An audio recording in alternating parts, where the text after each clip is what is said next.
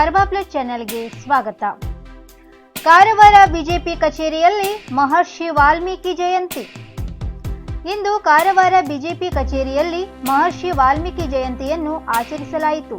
ಈ ಸಂದರ್ಭದಲ್ಲಿ ಮಹರ್ಷಿ ವಾಲ್ಮೀಕಿಯವರು ಜೀವನದಲ್ಲಿ ಹೇಗೆ ಬದಲಾವಣೆಯಾಗಿ ರಾಮಾಯಣದಂತಹ ಮಹಾಗ್ರಂಥ ಬರೆಯಲು ಪ್ರೇರಕರಾದರು ಹಾಗೂ ಅವರ ಜೀವನ ಚರಿತ್ರೆಯ ಬಗ್ಗೆ ಬಿಜೆಪಿ ಮುಖಂಡರಾದ ಮಾಜಿ ಶಾಸಕರಾದ ಶ್ರೀ ಗಂಗಾಧರ್ ಭಟ್, ಜಿಲ್ಲಾ ಬಿಜೆಪಿ ಮಾಧ್ಯಮ ಸಂಚಾಲಕರಾದ ಶ್ರೀ ರಾಜೇಶ್ ನಾಯ್ಕ್ ಸಿದ್ದರ್, ನಗರ ಬಿಜೆಪಿ ಮಹಿಳಾ ಮೋರ್ಚಾ ಅಧ್ಯಕ್ಷರಾದ ವೃಂದಾ ದಾಮಸಡೇಕರ್, ನಿವೃತ್ತ ಪ್ರಾಂಶುಪಾಲರಾದ ಶ್ರೀ ವಿಎಂ ಹೆಗಡೆಯವರು ಮಾತನಾಡಿದರು. ಜಯಂತಿ ಕಾರ್ಯಕ್ರಮದಲ್ಲಿ ಮೀನುಗಾರರ ಪ್ರಕೋಷ್ಠದ ಸಹ ಸಂಚಾಲಕರಾದ ಶ್ರೀ ಗಣಪತಿ ಉಳ್ವೇಕರ್, ಭಾವಿ ನಗರಸಭಾ ಅಧ್ಯಕ್ಷರಾಗುವ ಶ್ರೀ ನಿತಿನ್ ಪಿಕಲೆ, ಬಿಜೆಪಿ ನಗರಾಧ್ಯಕ್ಷ ನಾಗೇಶ್ ಗುರ್ಡೇಕರ್, ಗ್ರಾಮೀಣ ಅಧ್ಯಕ್ಷರಾದ ಸುಭಾಷ್ ಗುನ್ಗಿ, ಕಾರವಾರ ತಾಲೂಕು ಸಾಮಾಜಿಕ ಜಾಲತಾಣದ ಪ್ರಮುಖರಾದ ಶ್ರೀ ಕಿಶನ್ ಕಾಂಬ್ಳೆ ಸೇರಿದಂತೆ ಬಿಜೆಪಿ ಮೋರ್ಚಾದ ಅಧ್ಯಕ್ಷರು, ಉಪಾಧ್ಯಕ್ಷರು ಹಾಗೂ ಬಿಜೆಪಿಯ ಪದಾಧಿಕಾರಿಗಳು ಹಾಗೂ ಹೆಚ್ಚಿನ ಸಂಖ್ಯೆಯಲ್ಲಿ ಕಾರ್ಯಕರ್ತರು ಉಪಸ್ಥಿತರಿದ್ದು ಕಾರ್ಯಕ್ರಮವನ್ನು ಬಿಜೆಪಿ ನಗರ ಪ್ರಧಾನ ಕಾರ್ಯದರ್ಶಿಯಾದ ಶ್ರೀ ಪ್ರದೀಪ್ ಗುನ್ಗಿಯವರು ನಿರೂಪಿಸಿದರು. ಹಾಗೆ ಕೊನೆಯಲ್ಲಿ ಜಿಲ್ಲಾ ಬಿಜೆಪಿ ಮಾಧ್ಯಮ ಸಂಚಾಲಕರಾದ ರಾಜೇಶ್ ನಾಯ್ಕ್ ಸಿದ್ದರ್ ವಂದನಾರ್ಪಣೆ ಸಲ್ಲಿಸಿ ಕಾರ್ಯಕ್ರಮವನ್ನು ಮುಕ್ತಾಯಗೊಳಿಸಿದರು. ಸರಳವಾಗಿ ಸಂಪನ್ನಗೊಂಡ ಶ್ರೀ ಮಹರ್ಷಿ ವಾಲ್ಮೀಕಿ ಹಾಗೂ ಸರ್ದಾರ್ ವಲ್ಲಭಭಾಯ್ ಪಟೇಲ್ ಜಯಂತಿ. ಶ್ರೀ ಮಹರ್ಷಿ ವಾಲ್ಮೀಕಿ ಜಯಂತ್ಯೋತ್ಸವ ಅಂಗವಾಗಿ ಶನಿವಾರ ಅಕ್ಟೋಬರ್ 31ರಂದು ಬೆಳಿಗ್ಗೆ ಕಾರವಾರದ ಜಿಲ್ಲಾಧಿಕಾರಿ ಕಚೇರಿ ಸಭಾಂಗಣದಲ್ಲಿ ಶ್ರೀ ಮಹರ್ಷಿ ವಾಲ್ಮೀಕಿ ಅವರ ಭಾವಚಿತ್ರಕ್ಕೆ ಜಿಲ್ಲಾ ಪಂಚಾಯತ್ ಮುಖ್ಯ ಕಾರ್ಯನಿರ್ವಾಹಕ ಅಧಿಕಾರಿ ಎಂ ರೋಷನ್ ಅವರು ಪೂಜೆ ಸಲ್ಲಿಸಿ ಪುಷ್ಪಾರ್ಚನೆ ಮಾಡುವ ಮೂಲಕ ಜಯಂತಿಯನ್ನು ಸರಳವಾಗಿ ಆಚರಿಸಲಾಯಿತು. ಪ್ರಸ್ತುತ ಜಿಲ್ಲೆಯಲ್ಲಿ ಕರ್ನಾಟಕ ಪಶ್ಚಿಮ ಪದವೀಧರ ಮತಕ್ಷೇತ್ರದ ಚುನಾವಣೆಯ ಮಾದರಿ ನೀತಿ ಸಂಹಿತೆಯು ನವೆಂಬರ್ 5ರವರೆಗೆ ಜಾರಿಯಲ್ಲಿರುವುದರಿಂದ ಮತ್ತು ಕೊರೋನಾ ವೈರಸ್ ಹರಡುವಿಕೆ ಹಿನ್ನೆಲೆಯಲ್ಲಿ ಶ್ರೀ ಮಹರ್ಷಿ ವಾಲ್ಮೀಕಿ ಜಯಂತಿಯನ್ನು ಸರಳವಾಗಿ ಆಚರಿಸಲಾಯಿತು.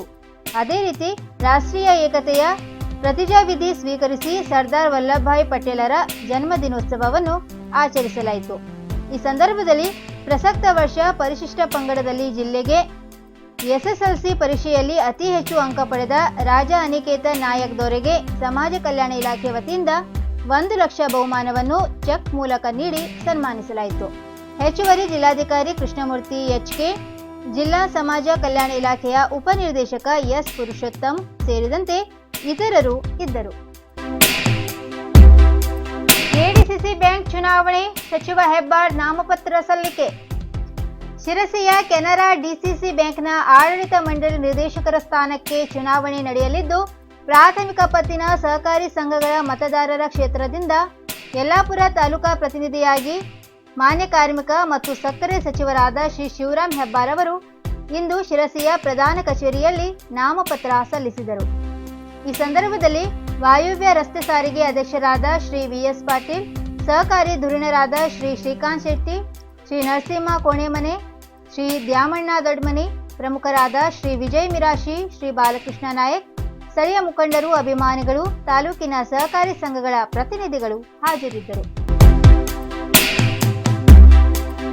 ಸಂತ್ರಸ್ತರ ಮನೆಗೆ ಭೇಟಿ ನೀಡಿದ ಸುನಿಲ್ ನಾಯ್ಕ್, ವೈಯಕ್ತಿಕವಾಗಿ ನೆರವು ನೀಡಿದ ಶಾಸಕ.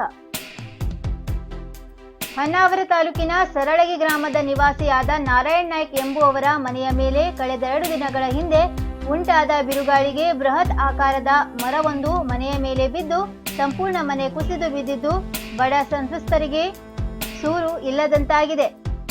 ಇಂದು ಸ್ಥಳಕ್ಕೆ ಭೇಟಿ ನೀಡಿದ ಶಾಸಕ ಸುನಿಲ್ ನಾಯ್ಕ್ ಕುಟುಂಬದ ತುರ್ತು ನಿವಾರಣೆಗಾಗಿ ಕುಟುಂಬಸ್ಥರಿಗೆ ವೈಯಕ್ತಿಕವಾಗಿ ಆರ್ಥಿಕ ನೆರವನ್ನು ನೀಡಿದರು.